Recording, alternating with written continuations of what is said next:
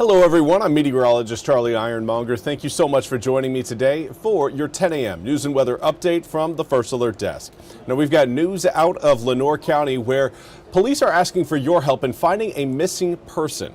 40-year-old Christina Moore was last seen on November 16th in the area of North Queen Street. Moore is believed to be suffering from a cognitive impairment, according to police. Now Moore is 5 feet 9 inches tall and weighs around 235 pounds. Kinston Police do not have a description of the clothes she was last seen wearing, but if you know Moore's whereabouts, you are asked to contact the Kinston Police Department at 252-939-3182.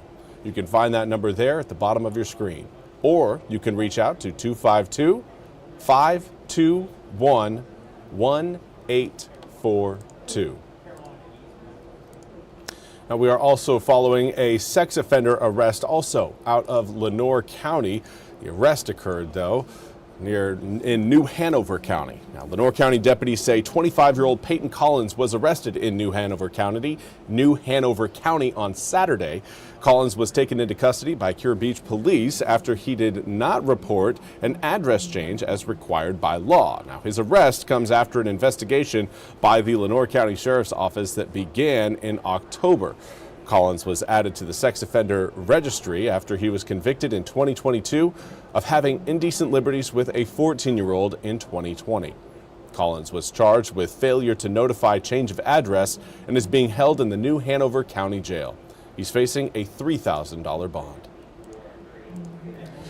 And now we also want to again highlight the ongoing fallout following President Nicolas Maduro's capture and arraignment here in New York City in the U.S. NBC's Alice Barr has more on the latest. Fresh tensions in Venezuela as overnight gunfire rang out in Caracas. Two White House officials tell NBC News the administration is closely tracking the situation and the U.S. was not involved. While in the U.S., Venezuela's deposed authoritarian leader Nicolas Maduro and his wife Celia Flores pleading not guilty to federal drug and weapons charges. Maduro saying in a New York courtroom that he's still the constitutional president of Venezuela, calling himself a prisoner of war. U.S. Attorney General Pam Bondi defending the Trump administration's move to capture and remove Maduro, accusing him of bringing tons of drugs into the U.S. This was well within the president's Article II powers. It was a law enforcement function to arrest indicted individuals in Venezuela. President Trump has repeatedly said the U.S. is now in charge in Venezuela, even as interim president and Maduro loyalist Delcy Rodriguez was formally sworn in. While in an exclusive interview with NBC's Kristen Welker, President Trump asserted the U.S. is at war with people that sell drugs, not with Venezuela, as Democrats slam the administration for acting without congressional approval. It was military action, not a law enforcement action. Republican leadership defending the use of force after a classified briefing for the Gang of Eight top congressional leaders. The administration is acting consistent with the law, and that's what we discussed in the room tonight. President Trump telling NBC News the U.S. may reimburse oil companies that help rebuild Venezuelan infrastructure, aiming for expanded oil operations within 18 months. In Washington, Alice Barr, NBC News. Thank you very much, Alice, for that report. We now want to turn to your weather forecast. Right now, we are looking at air temperatures noticeably warmer than where we were 24 hours ago. Right now, we've got kind of yesterday's highs showing up. Upper 50s currently along the Neuse River in New Bern. Lone boat out there enjoying the calm, flat waters. But cloud cover today is again going to be extensive, and well, it's not really going to be giving up anytime soon. We'll see more sunshine coming in tomorrow, particularly over the tail end of the day. But right now, the cloud cover present across eastern North Carolina, but raindrops really only kind of hovering around the Pamlico Sound, down East Carteret County, and of course the Outer Banks. Hatteras right now again seeing some raindrops rolling in. Likely going to continue to see those drops raindrops continue for another, I'd give it about an hour before that whole system works its way a little bit deeper into the Atlantic. There you can kind of see the whole system itself, just a weak low pressure system kicking up some moisture off our coast. And, well, our outer banks sticking out far enough out into the Atlantic where it's picking up some of that light moisture. Not a lot there, though. Certainly not going to be lingering into the afternoon.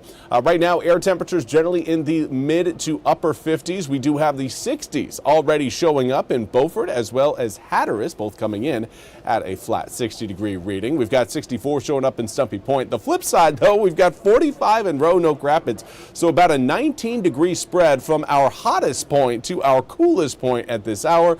Most of the east, though, kind of falling in the, I'd say, that mid to upper 50s range. Now, we are going to be getting into the 60s, mid 60s coming up this afternoon, and that again is going to be about 10 degrees warmer than where we were yesterday, which right now is kind of the temperature difference we are seeing when comparing this hour's temperatures to what we saw yesterday at about 10 a.m. Now, winds out of the south, well, really west-southwest, will pick up a little bit more speed later on today. Right now, very light winds across the east, but the stronger those winds get, the more heat we will gain. So if you're hoping for, again, a warm afternoon, those winds are going to be the key to unlocking that warmth, because cloud cover, again, is not going to let too much sunshine through. So again, hope for a stronger breeze if you're itching for a little bit more heat for your Tuesday afternoon to Tuesday evening. The cloud cover will do us a favor, though. Overnight tonight, it will keep us away from freezing by a significant margin, looking around 20 degrees warmer than freezing by 7 a.m., getting to 52 degrees as we see the sun come up, 53 by 8, and then we are cruising into the low 60s by 10, potentially even entertaining the low 70s tomorrow afternoon, thanks to the plentiful sunshine. That is certainly going to help us out. Now, in terms of your full 8-day forecast, we do have a chance of rain coming up on really Saturday. Some raindrops may show up on Friday, late Friday evening. I wouldn't go changing any of your Friday night plans based on just a 10% chance of rain, but do understand that Saturday, more of eastern North Carolina is at least going to have the opportunity to see some drops come down. Certainly no severe weather, nothing you need to worry about, but just kind of keeping that out there, putting it on your radar, no pun intended, for, again, some raindrops as we kick off the weekend. Those raindrops could linger into your Sunday morning. From there, we clear the skies out and drop the temps, going from 75 degrees Saturday, 64 on Sunday, to 49 on Monday. Those overnight lows dropping back down to or slightly below freezing coming up for Sunday night and Monday night. Well, that's all we have time for today's 10 a.m. news and weather update from the First Alert Desk. I want to thank you all so much for joining me. We'll be back with more news and weather coming up at the top of the hour. Until then, have a fantastic Tuesday.